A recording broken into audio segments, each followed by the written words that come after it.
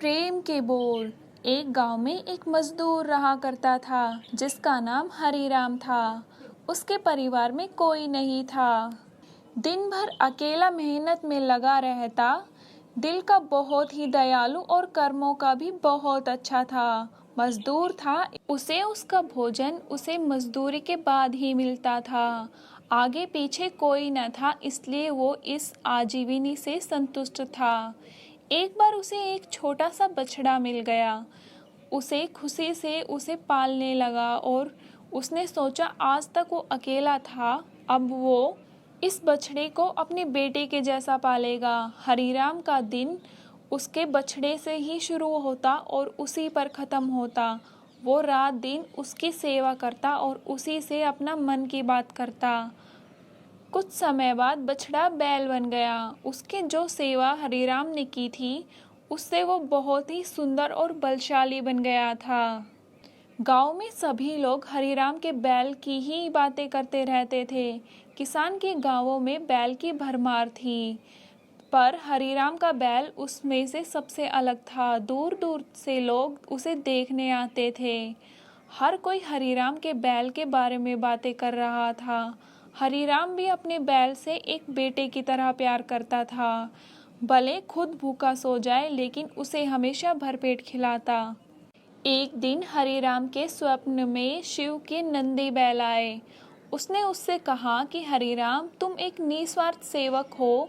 तुमने खुद की तकलीफ को छोड़कर अपने बैल की सेवा की है, इसलिए मैं तुम्हें बैल को बोलने की शक्ति देता हूँ। इतना सुनते ही हरीराम जाग गया और अपने बैल के पास गया। उसने बैल को सहलाया और मुस्कराया कि भला एक बैल कैसे बोल सकता है।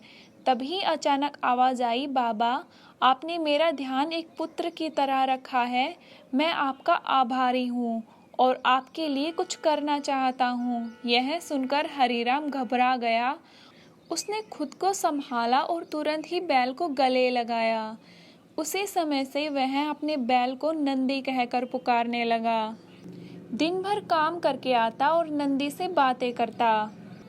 गरीबी की मार बहुत थी। नंदी को तो हरीराम पेट भर खाना देता था लेकिन खुद भूखा सो जाता था।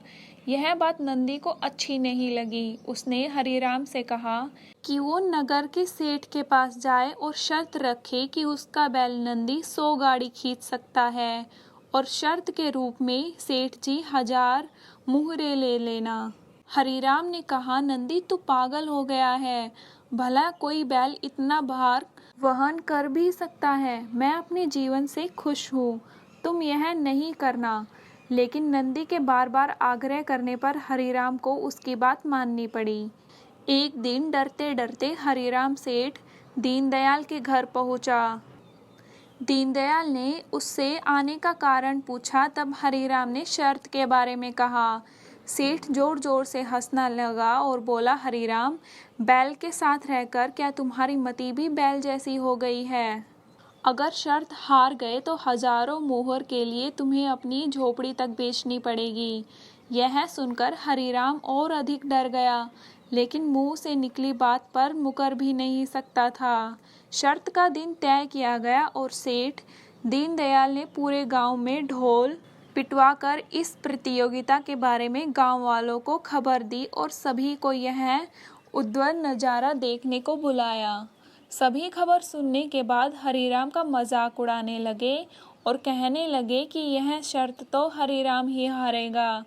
यह सब सुन सुनकर हरीराम को और अधिक डर लगने लगा और उससे नंदी से घृणा होने लगी। वो उसे कोसने लगा, बार बार उसे दोष देता और कहता कि कहाँ मैंने इस बैल को पाल लिया। मेरी अच्छी भली कट रही थी जिंदगी, इसके कारण सर की छत से भी जाऊंगा और लोगों की थू थू होगी वो अलग। अब हरीराम को नंदी बिल्कुल भी रास नहीं आ रहा था।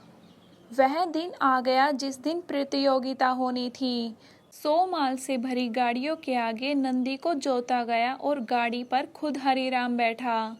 सभी गांव वाले यह नज़ारा देख हंस रहे थे और हरीराम को बुरा भला कह रहे थे। हरीराम ने नंदी से कहा, देखो तेरे कारण मुझे कितना सुनना पड़ रहा है। मैंने तुम्हें बेटे जैसा पाला था और तूने मुझे सड़क पर लाने का काम किया है। हरिराम के ऐसे घृणित शब्दों के कारण नंदी को गुस्सा आ गया और उसने ठान ली कि वो एक कदम भी आगे नहीं बढ़ेगा। और इसी तरह हरिराम शर्त हार गया और सभी ने उसका मजाक उड़ाया और उसे अपनी झोपड़ी सेठ को देनी पड़ी। अब हरिराम नंदी के साथ मंदिर के बाहर पड़ा हुआ था और नंदी के सामने रो रो कर उसे कोस रहा था। उसकी बातें सुन नंदी को सहा नहीं गया और उसने कहा, बाबा हरिराम, यह सब तुम्हारे कारण हुआ। यह सुन हरिराम चौंक गया और उसे गुस्से से पूछा कि क्यों, मैंने क्या किया? तुमने भांग खा रखी है क्या? तब नंदी ने कहा कि तुम्हारे प्रेम के बोल के कारण ही भगवान ने मुझे बोलने की शक्ति दी और मैंने तुम्हारे लिए यह सब करने की सोची, लेकिन तुम उल्टा मुझे ही कोसने लगे और मुझे बुरा भला कहने लगे।